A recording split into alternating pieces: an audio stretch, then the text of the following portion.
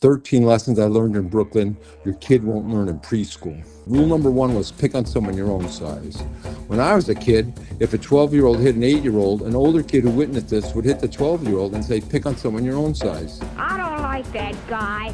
Why does he pick on Fred Smith or somebody his own age? The admonished kid would accept this and obey this in the future unless he wanted to be an object of ridicule in the neighborhood. The older kid didn't have to know any of these kids. He just felt the responsibility to maintain order in the streets. Rule number 2 was never pick on a girl. No real man would ever hit a woman. You would be the lowest form of coward. A chicken?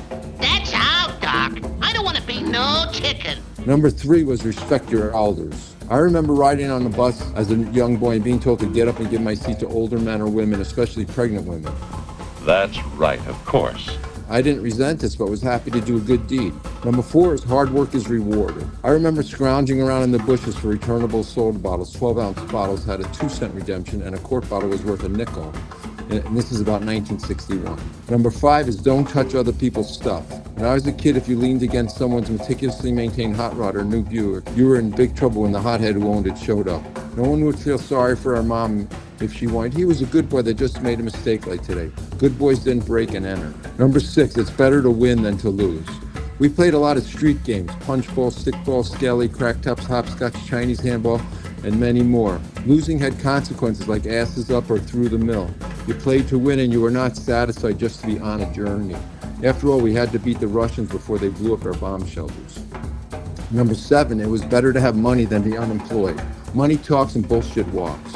I always laugh when I'm watching the news and some 40-year-old acts shocked when he realized life would be better if he had money.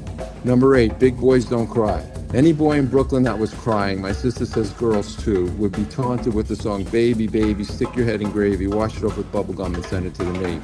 It didn't make any sense, but it let you know you shouldn't show weakness in public. Number 9, commit to relationships. One of the worst things a friend could do was leave someone who was playing with to go with another kid or group of kids to do something more fun.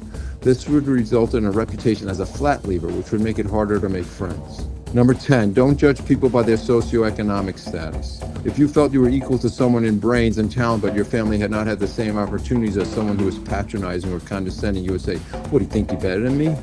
We knew that character was inside a person, not in material wealth. Number 11, don't judge a person by their ethnic group. We're different, we're the same. I grew up in a neighborhood with Jewish, Irish, Italian, and black kids.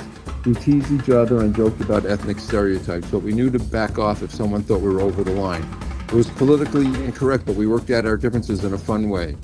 Number 12, it hurts to be punched in the nose. When I was little, we were sent outside to play unsupervised by adults. If we were home by supper time with no cops in tow or neighbors calling to complain about us, no questions were asked. We settled our differences without adult referees getting paid by a league. We chose with odds or evens or eeny, meeny, mo, or highest hand on the bat, or yes, sometimes a fist fight. Number 13, socialism is only okay if everyone agrees to it. When we played games where there was a risk of incurring an incidental cost like breaking a window, somebody would call chips. This meant that if everyone agreed, we would chip in and split the cost of repairs. We didn't force the centers to share the cost of repairs like today's tax code. And that's the end of the rules.